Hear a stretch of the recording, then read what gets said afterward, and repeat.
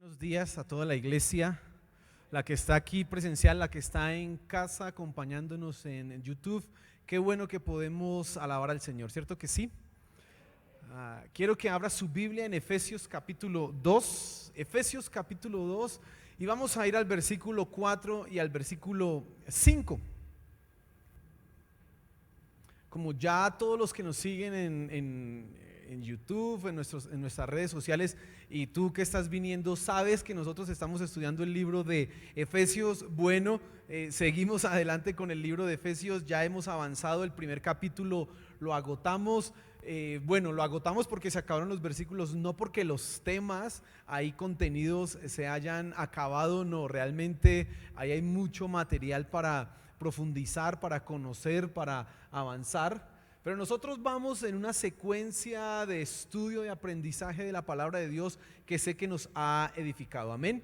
La semana pasada nosotros estuvimos hablando acerca de lo que era el sistema que Satanás había establecido en el mundo, por medio del cual todas las personas, quisieran o no quisieran, estaban sometidas, y en medio de toda esa situación encontramos una respuesta.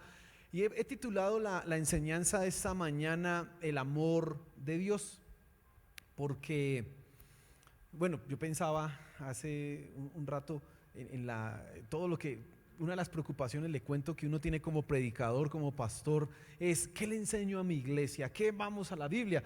Y entonces cuando uno se decide por enseñar un libro completo de la Biblia, versículo a versículo, a veces uno empieza a tener algunos problemas porque dice, pero esto ya lo dije y esto ya lo enseñé hace un momento. Pero, ¿sabes? Yo pensaba, Pablo, ¿por qué está diciendo aquí algo que ya había mencionado antes? ¿Será que Pablo es que tiene algún problema de redundancia, algún problema de repetidera, de la repetidera? No, Pablo entiende que hay cosas fundamentales que tú y yo debemos comprender.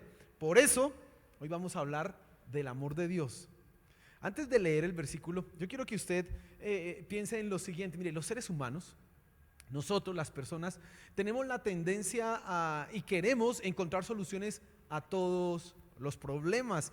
Si hay un problema para el carro, está el mecánico. Si hay un problema con un tubo que se tapa, pues llamamos al plomero. Si hay un problema con la luz, pues uno llama al electricista. Y hay carreras que se especializan las personas precisamente para solucionar problemas. Es más, hay una que, pues eso no es una carrera, pero sí es una labor, y es el todero. ¿Sí ha escuchado ese?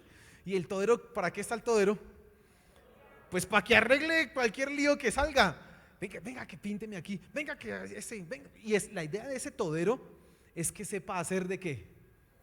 Pues de todo. Yo quiero que mire esto y me diga si lo recuerda. Esta mañana una persona muy atrevida y abusiva me dijo que usted se acuerde de eso, quiere decir que ya está cerquita a la vacuna del COVID. ¿Sabe qué me quería decir? Usted sabe qué me quiso decir, ¿no? Atrevido esa persona que me dijo eso. Y pues, hermano, la verdad es que si usted se acuerda de eso, es que estamos cerquita a la vacuna. Pero mire, MacGyver, este era y tanto que esa palabra, mire, tanta influencia generó este programa, que hoy día un MacGyver es una persona que es un todero. Ese es el MacGyver que se encuentra la solución al problema que haya. Mire, este personaje es la representación de lo que los seres humanos tenemos, precisamente ese anhelo y ese deseo de encontrar una solución ¿a qué? A todo.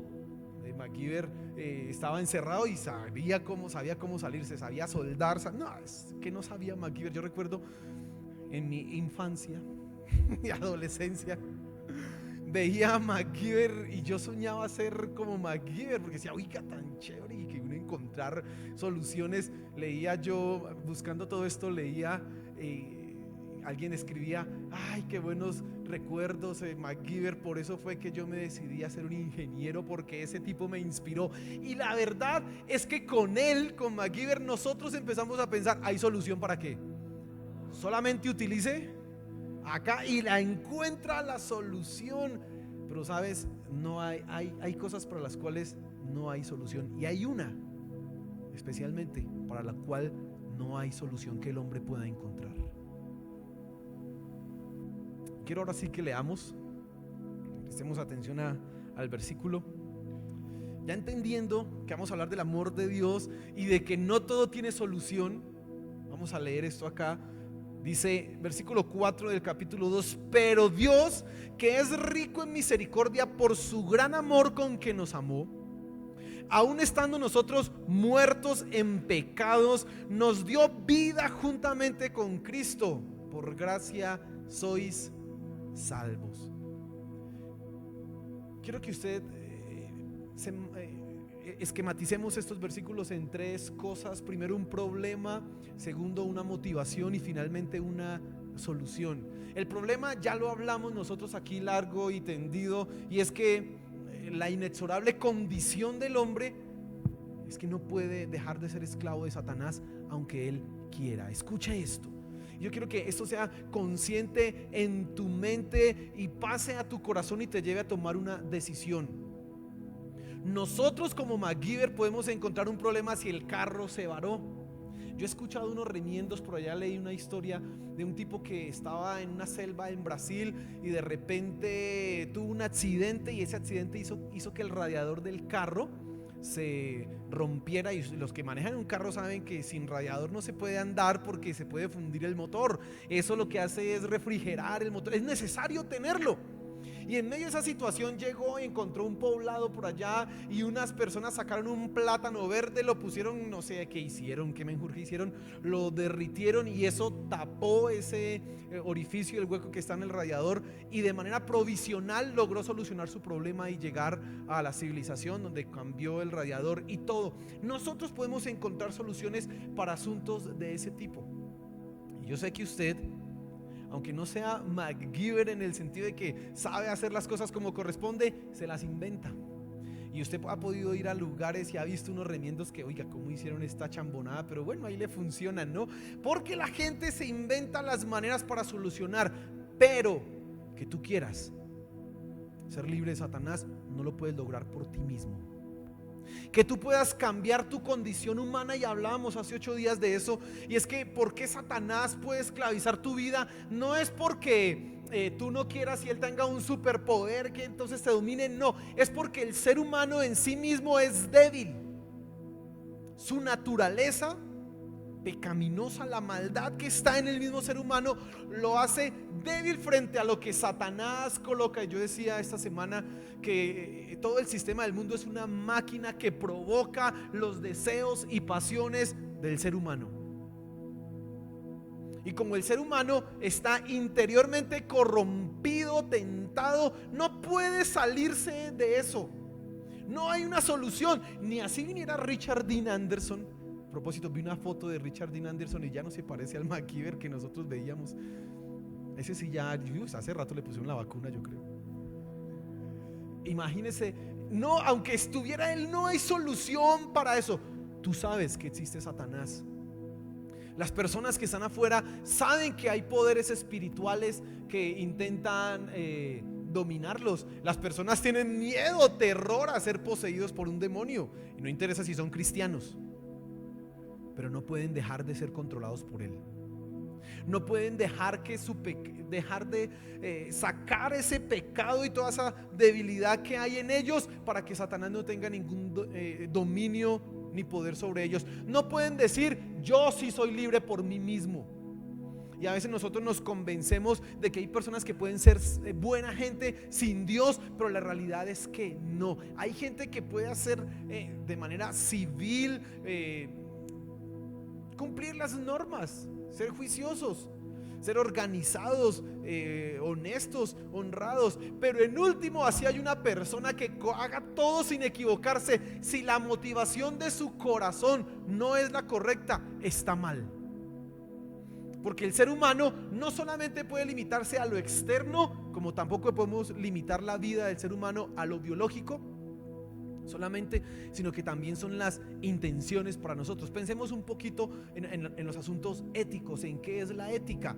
Cuando se hablan de las discusiones éticas, algunas personas eso se llama consecuencialistas. ¿Qué es eso? Un consecuencialista evalúa si un acto es bueno o es malo por las consecuencias. No interesa la motivación, interesa ¿qué? la consecuencia. Así que si yo hice esto y afectó a otro o generó un daño, ahí sí la acción es mala. Pero si yo hice esto y no pasó nada, pues no es malo. Algunas personas piensan que es así. Y eso justifica, por ejemplo, para algunos ver pornografía o la masturbación. Pues en última no le estoy haciendo daño ¿a quién? A nadie, dicen ellos. Se engañan pensando de esa manera. Hay otros que hablan, no puede ser solamente la consecuencia lo importante, sino que también la intención es lo que cuenta, junto con las consecuencias, por supuesto. Y entonces tú puedes hacer una acción que no genera una consecuencia para nadie, aparentemente, o que tú no conoces, pero si tu corazón es malo y es egoísta, y si en tu corazón hay una pésima intención, la acción es mala. Y entonces hay gente, y eso es increíble, hay gente que puede hacerle un favor a uno, y el favor puede ser positivo, pero si la intención no es la correcta, ese favor positivo se constituye en una mala ¿qué? Acción. Por eso no toleramos a los hipócritas, porque si fuéramos solamente consecuencialistas, pues diríamos, pues me saludó y además cuando me saludó sonrió, pues yo creo que está bien. No me interesa que me salude y que me sonría, sino qué es lo que siente en el corazón. No aguantamos un hipócrita, porque a ver, por supuesto que no lo vamos a aguantar. Y hablando de esta condición inexorable del ser humano, necesitamos entender que no solamente es el comportamiento externo que tenga una persona, sino es la motivación interna, lo profundo de su corazón, lo que está dañado. Y eso se evidencia. Y esa es la condición del hombre que MacGyver, que nadie, ningún ser humano puede solucionar, ni siquiera Richard Dean Anderson. No la puede solucionar. A MacGyver lo acompañaba una herramienta inseparable, y usted debe recordarla, ¿no? Era una navaja suiza. Una navaja que era, según la película o el seriado, entonces eso era un aparatico que se le daba a los de la armada, y debían cargar con eso para arriba y para abajo, era la dotación. Y él con este aparatico, que esa navaja suiza, no solamente contiene una cuchilla para cortar, sino, como usted se puede dar cuenta, tiene otra cantidad de cosas ahí. Debía haber traído otra foto de otra navaja suiza. Hay unas que son así de anchas como este celular, y que tienen, mejor dicho, de todo. Quién sabe quién cargará eso, pero esa navaja era lo que él utilizaba para solucionar sus problemas en medio de la condición humana, en medio de la condición del hombre, que no puede solucionar él por sí mismo, que es imposible para el hombre cambiar, porque él puede cambiar las cosas externas. ¿Cómo hace para cambiar lo interno, la naturaleza interna? ¿Qué herramienta se necesita para lograr hacer ese cambio, esa modificación? Mire, por eso nosotros cuando aconsejamos con mi esposa a una pareja o a unos padres, la primera cosa que le decimos es: usted tiene que orar mucho para cambiar a su esposo, porque la cantaleta no cambia a nadie. La cantaleta logrará que sea hipócrita, pero usted lo que necesita es que interiormente cambie acá, para que después sea más fácil. Y esto solamente lo logra ¿cómo? Bueno, la solución de MacGyver era la navaja. La solución nuestra está ¿en quién? En Dios. ¿Y cómo es que se da esa solución en Dios? Y entonces quiero que te fijes en lo que motivó a nuestro Señor. La solución, ahí la encontramos. Vamos a leer ahí el versículo 5. Dice, perdón, la última parte del versículo 4, y seguimos al versículo, dice: pero Dios, que es rico en misericordia, por su gran amor con que nos amó, aun estando muertos en pecados, nos dio vida juntamente ¿con quién? Con Cristo. La solución, le voy a anticipar, es nuestro Señor Jesús. Y la analogía falta y carece, porque rebaja a nuestro Señor Jesús, pero permítanme utilizar esa navaja que utilizaba MacGyver para solucionar todo problema. La tiene el hombre en Cristo Jesús si quiere cambiar su vida espiritual. Solamente es Él. Por eso, esposa, ¿quiere cambiar a su esposo? Échele cantaleta, no va a lograr nada. No, usted necesita que haya un cambio. ¿Donde? Aquí, en el corazón. Y eso solamente lo hace ¿quién? Dios. Papá tiene problemas con sus hijos. Es que este hijo mío, yo ya no sé, es que no le puedo dar más palo porque si le doy más me demandan y no, ya lo mato. Si es que ya no se puede, órele a Dios, porque eso va a hacer que ese corazón sea transformado y cambiado. No hay ninguna otra manera de lograrlo, porque es algo interno, no externo. Y lo que a nosotros nos interesa es un cambio interno que se refleje afuera. Yo tenía un conflicto cuando era adolescente, y era que nos mandaban a hacer cosas, lave la loza o barra no sé qué o recoja no sé qué, y uno generalmente cuando uno es adolescente uno no va haciendo buena cara, uno va de mala gana, pero uno le toca porque pues la amenaza del cuetazo, no va y lo hace. Y yo no entendía por qué mi papá o mi mamá, ¿y por qué hace mala cara? Haga buena cara. Yo decía, pero ¿qué importa la cara si finalmente estoy haciéndolo? Yo era en ese sentido consecuencialista. ¿Qué importa la intención o la actitud o la cara que tenga? Así me vaya yo refunfuñando, aunque tocaba pasito. ¿Qué dijo? Nada. Tocaba así. No importa, hombre, la acción si la intención no es la correcta. No interesa. Y entonces Cristo es la solución para eso. Pero miremos acá en el versículo, ¿qué motivó a nuestro Señor, a nuestro Dios a darnos esa solución? Entonces vamos a leer el versículo, dice ahí, y quiero que se fijen algo interesante, dice, pero Dios, y con esa palabra, con esa partícula pero, esas 4 letras que Pablo coloca y con las que comienza este versículo, son el cambio de toda la historia humana. Mire, mi hermano, si no hay ese pero, la raza humana no tiene esperanza. Ese pero es la intervención de Dios en algo que no tiene solución. Ese pero muestra cómo la mano misericordiosa, bondadosa de nuestro Señor intervino en personas que no podían salir por sí mismas y les dio esperanza. Ese pero, en medio de una situación sin salida, el pero es la esperanza. No es un pero de hay más problemas, no, el pero es la solución. Por eso dice aquí, pero Dios, que es rico en misericordia, por su gran amor con que nos amó. ¿Qué fue lo que motivó a nuestro Dios entonces a darnos la salida? Su amor. Dice ahí, por su gran amor con que nos amó. Aleluya por el amor de Dios hacia un mundo caído. Aleluya por el amor de Dios hacia nosotros. Alabanza y exaltación sea nuestro Señor. Amén. Porque lo merece, Él la merece completamente. Completamente. Y ese amor, y quiero que miremos un poco en detalle esa situación, cómo se da. Tenemos que entender, dice ahí el versículo, pero Dios, que es rico en misericordia por su gran amor. Y quiero que entiendas esto, la misericordia de Dios, dice ahí el versículo, Dios que es rico en misericordia, tiene un fundamento. ¿Cuál es? El amor. Si no hay amor, no podría haber misericordia. Volvemos otra vez a las actitudes correctas. De nada sirve que usted dé una limosna si usted no ama a la persona que se la dio.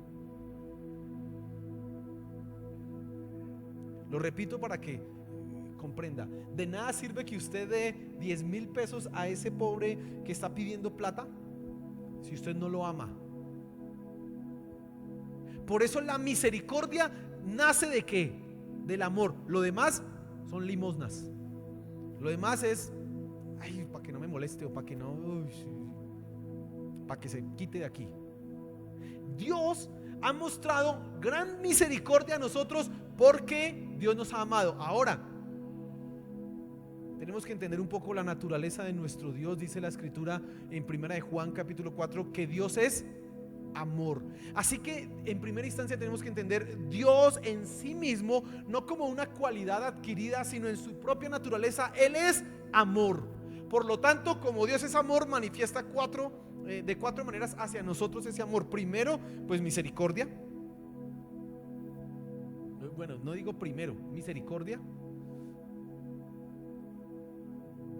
Y cuando nosotros hablamos de misericordia, entonces entendemos que es su compasión tierna por aquellos a los que ama.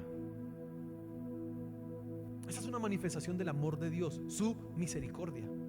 Pero también entendemos el amor de Dios expresado a nosotros como su benevolencia, que es bondadoso para todos aquellos a quienes ama.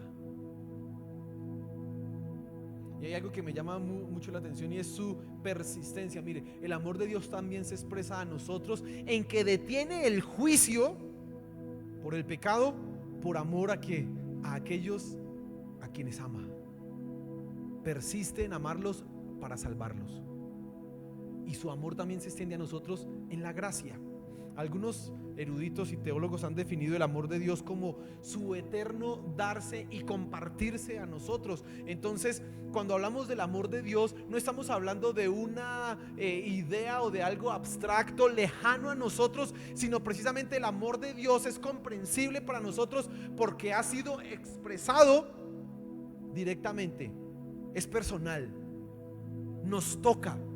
Con su misericordia, con su bondad, con su benevolencia, con su persistencia y con su gracia. Por eso tú y yo conocemos el amor de Dios. No es algo abstracto, haya una idea ilusa por aquí no entendemos. No, es algo real que está dado a nosotros. Dios es tan amoroso, tan maravilloso, que hace salir su sol sobre buenos y malos. Porque si fuera quizás en nuestras posibilidades, el sol solo sale para los que nos caen bien. Los demás, lleve. ¿Quién lo manda? Nosotros lo haríamos así. Pero el amor de Dios, su misericordia es tan grande, dice Juan 3:16, porque de tal manera amó Dios a quién. No a unos, sino a quién. Al mundo, que dio a su Hijo unigénito para que todo aquel que en Él crea no se pierda, sino que tenga vida eterna. Y vemos en primera instancia el amor de Dios expresado a todos, dado a todos, inclusive esa misericordia expresada para aquellos que hablan y reniegan de Dios.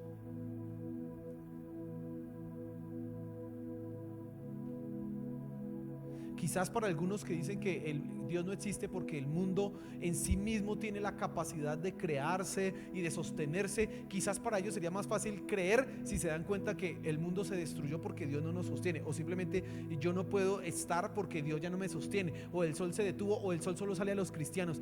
Dios sí existe, pero como no es de esa manera, sino que Dios permite que el sol se dé para todos, entonces es fácil para ellos negar que exista Dios en lugar de ver el amor de Dios y la misericordia.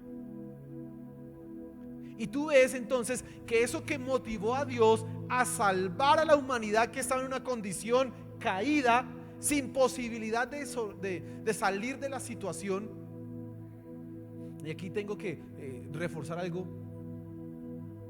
antes de seguir adelante, y es que, mire, nosotros no podemos salvarnos a nosotros mismos. Tú no puedes cambiar tu naturaleza por ti mismo.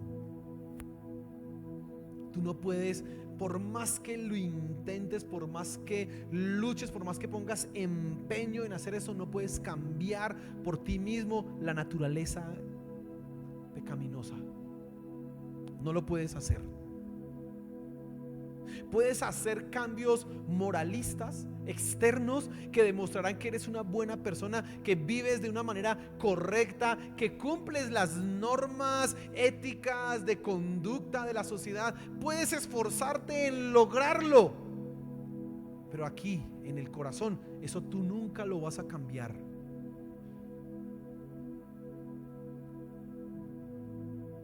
Solamente el amor de Dios lo movió a él a acercarse. Y quiero que leamos un versículo ahí en 1 de Juan capítulo 4. Vamos a leer el versículo 10. 1 de Juan capítulo 4 versículo 10 dice: en esto consiste el amor. Está hablando Juan acerca de Dios amor, de lo que Él es. Y Él dice: en esto consiste el amor, no en que nosotros hayamos amado a Dios. Y eso es importante también decírtelo. cuando yo digo que el ser humano, y no lo digo yo porque me lo haya inventado, la Biblia lo dice, cuando nosotros entendemos por la escritura que el hombre no puede cambiar la naturaleza por sí mismo, también implica que el hombre no puede amar a Dios porque le nazca a él. ¿Por qué no lo puede amar? Porque su tendencia es ¿a qué? Al mal, porque su tendencia y su deseo es a no someterse, su tendencia y su deseo es a alejarse de aquello que lo agrede. ¿Y por qué lo agrede? Porque simplemente Dios dice: yo soy Dios y tú tienes que adorarme. Y como el hombre tiende al mal, ¿y por qué? ¿Y por qué yo tengo que someterme a lo que usted dice? ¿Y por qué yo tengo que hacer lo que dice aquello? El hombre no puede amar a Dios y por eso agrede y ataca la Biblia, diciendo que la Biblia es restrictiva, que la Biblia es machista, que la Biblia es que más arcaica, siga por allá. Que la Biblia se la inventaron unos hombres para tener sometidos a otros. Y si usted escucha eso desde el punto de vista feminista, se la inventaron fue los hombres para tener a las mujeres ahí, vea, por eso es que nos quieren. Y ¿Y por qué no miran más bien que cuando está en la Biblia encuentran a un Dios amoroso? Porque no, su naturaleza no los puede llevar a amar a Dios. Y entonces se inventan su propio Dios. ¿Qué es su propio Dios? El Dios que yo amo, dicen ellos, no es el que prohíbe lo que yo quiero hacer. ¿Sabía usted que hay una Biblia? Bueno, antes de eso, yo no sé cómo puede existir, pero existe algo que se llama la teología queer. Y la teología queer sostiene que Jesús en realidad tenía relaciones homosexuales con sus discípulos. Y esa teología entonces interpreta la Biblia diciendo, por ejemplo, y que el discípulo amado, encontramos en Juan que se recostó en el pecho del Señor Jesús, y ellos dicen, ahí está, es que tenían una relación más que íntima. Dicen así. Y hay una Biblia con esas traducciones. Dicen que David y Jonatán, esos eran más que amigos, etcétera. Un libro de teología queer. Teología queer es LGBTI. Ayer le estaba viendo algo y decía, ahora es LGBTTQA y más. ¿Sabe por qué más? Porque no, pues tantas letras toca ya colocarle un más, porque eso se vuelve difícil de pronunciar. LGBTTQ. Me comí una I. Bueno, no sé. Y entonces, ¿por qué hacen ellos esa Biblia? Porque su naturaleza pecaminosa, dice la Biblia, los cristianos que predican que el homosexualismo es pecado, que predican que eso no es correcto, necesitamos acabar con eso, necesitamos acabar con esa Biblia y acabar con esa gente. Así que vamos a buscar una teología nueva. Y entonces sale la teología queer y sale la Biblia basada en la teología queer. ¿Y por qué quieren ese Dios? Pues porque no quieren someterse al Dios que dice eso es pecado, eso es una abominación. No quieren someterse a ese Dios, así que se inventan el propio. Ellos no aman, ellos no pueden amar al Dios verdadero, ellos aman al Dios que ellos se inventan. ¿Sabes, hermano? Eso te puede pasar a ti. No en ese nivel de perversión y de corrupción, sino que te puede pasar a ti en un nivel mínimo. Y es que a mí no me gusta lo que dice la Biblia frente a este tema.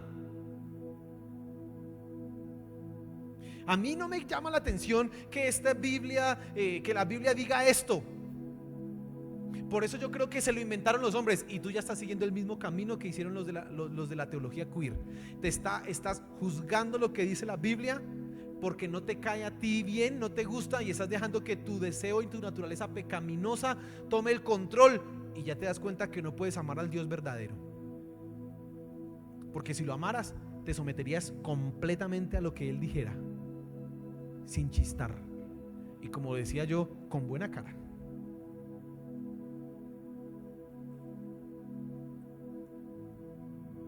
Y no solamente son ellos que están afuera los que no pueden amar a Dios correctamente, no pueden acercarse a Él, sino que a veces nosotros en la iglesia también, como somos débiles, y aunque en Cristo hemos sido libres, ahorita lo vamos a ver, aún así la naturaleza pecaminosa y todo eso sigue como una mancha que no se puede quitar de la ropa. Ahí está, y esa mancha, si no se controla, podrá invadir absolutamente todo. Y entonces empezamos a cambiar la teología, empezamos a cambiar la Biblia. Escucha atentamente. Si tú chocas con cosas de la Biblia, debes entender: necesito que Dios cambie mi naturaleza, porque no es la Biblia la que tiene el problema, lo tengo yo, este corazón que es duro, que es necio, que no quiere aceptar lo que dice ahí, que le coloca peros, tildes, comas, que preferiría arrancar ciertas partes de la Biblia porque no me cuadran. Es que no me cuadran, es que esto no tiene ninguna razón de ser. Tienes que pensar y reflexionar mucho en esto.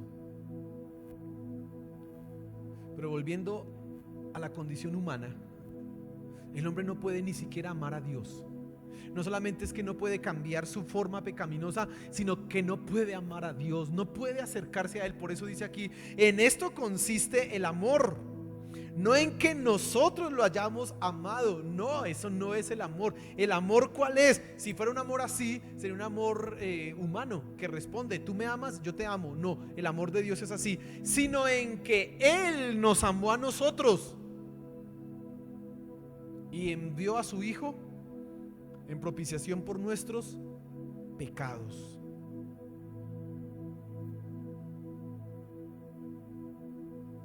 El ser humano por sí mismo no puede dejar la maldad, y por sí mismo no puede amar a Dios. No lo puede hacer. Y en esto es donde hay algo maravilloso en el amor de Dios. Es que el amor de Dios es personal, está aplicado a cada uno de nosotros directa y personalmente. Amén. Mira, cuando dice yo te he amado con amor eterno, tú deberías pensar así: Dios me ha amado a mí. No lo piense, Dios nos ha amado a todos. No, piénsalo así: Dios me ha amado a mí. Y si quiere ponga su nombre: me ha amado a mí, Miguel Ángel Rodríguez, personalmente, a tal punto que envió a su Hijo a morir. ¿Por quién? ¿Por el mundo? No, por mí. Porque eso es: Dios conoce a cada uno de nosotros y no tiró el amor así como ahí para todos. Dios el amor, que todos lo quieran así, tiró corazoncitos para todos. No, eso no. Él dijo: voy a amar a este, voy a amar a él, voy a amar aquí, voy a amar a cada uno personalmente.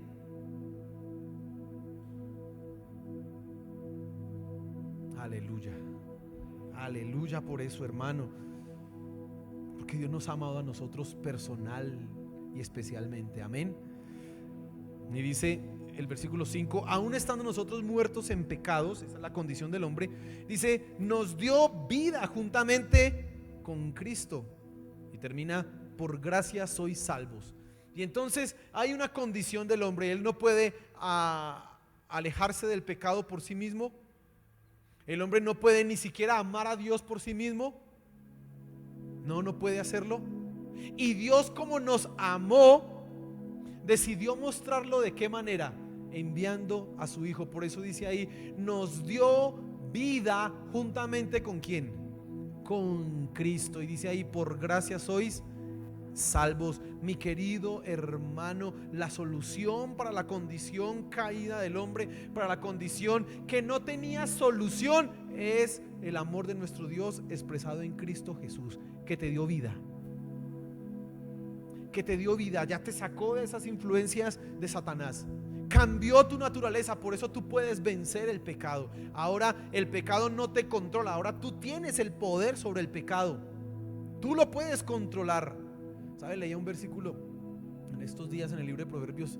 Dice: el libro de Proverbios tiene muchos versículos interesantes que hay que dedicarle tiempo a pensarlos, a reflexionar, a meterlos en la cabeza y en el corazón. Dice así el libro de Proverbios ahí en el capítulo 16: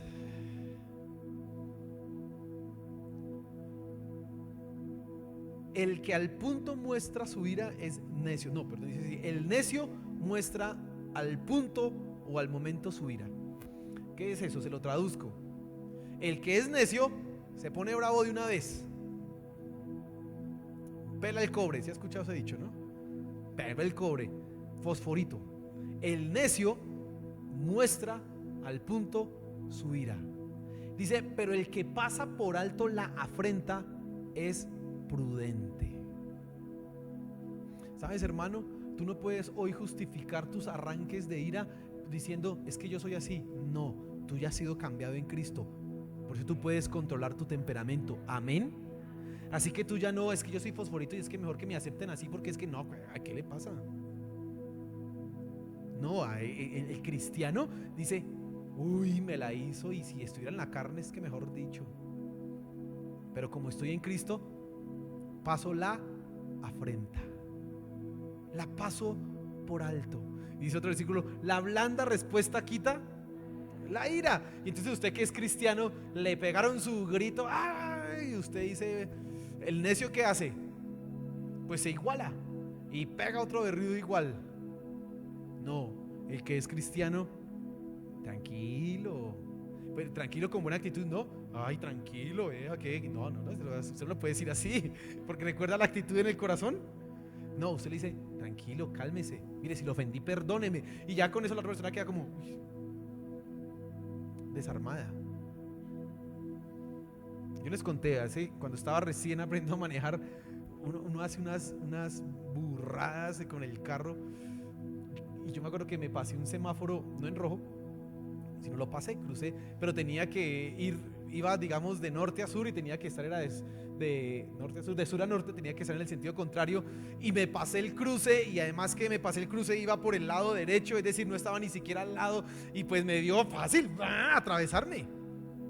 Cuando escuché una moto, eso frenó en seco y casi, y el tipo ese se puso y me trató pues como merecía, ¿no? Por inteligente. Y usted sabe que si yo le digo, ¿qué bruto usted? Uno puede ponerse así, ¿por qué no anda despacio? No, yo me acuerdo que le dije, uy, perdone mi hermano, me equivoqué. Y el Señor se quedó casi, bueno, sí, tenga cuidado, Dios le bendiga. Así me dijo. ¿Sabe qué es buena solución? Es buena solución, hermano. Pero tú no puedes usar hoy una excusa como, es que mi genio es así, así que me tienen que aguantar. ¿Cuál que lo tienen que aguantar? Luego no es que eres cristiano. El cristiano tiene poder sobre el pecado, porque en Cristo hemos tenido vida. Amén. Aunque estábamos muertos, aunque no había solución, Dios por su amor en Cristo nos dio vida. Y somos diferentes. Tú eres distinto. Y esa vida se expresa en que ahora sí puedes amarle a Él. Ahora sí puedes, fue cambiada tu naturaleza. Ya no estás inclinado a hacer el mal. Por eso lo he repetido muchas veces aquí. Cuando pecas no debes decir, es que soy tan débil. No, es que lo quise hacer, porque yo podía, porque en Cristo soy victorioso. Pero es que quise. Pero no lo decimos así, nosotros no somos así. Nosotros simplemente es que era tan difícil, y es que la tentación era tan grande que yo me sentí, eso me aplastó. No, usted tiene poder para derrotar eso. Si lo hizo fue porque quiso. Amén. Ahora, eso lo podemos decir a uno que es cristiano. A uno que no es cristiano, pues ya sabemos, pues es que ni podía ni quería. Pero nosotros sí podemos. El problema es que a veces no queremos. Amén. Dios nos amó, y entonces su Hijo, enviado aquí a morir por nosotros, es la esperanza, es la solución. Amén. Dios sí es MacGyver, con el respeto que se merece nuestro Dios. Él sí arregló un problemón de esos problemones. Ayer me contaron una historia ahí hasta graciosa. Después del problema era graciosa, ¿no? Que se apagó el carro y que no se podía prender, y que ya venía la grúa, y qué lío y qué chicharrón, y el carro era nuevo. Imagínese que usted compra un carro, ¿no? Hoy se lo entregan hoy, y usted sale en el carro contento, y mi carro, hasta ahí saca pecho usted, se pone las gafas oscuras con su carro nuevo, lo deja en el parqueadero, y al otro día va a prenderlo y no prende. Terrible, ¿no?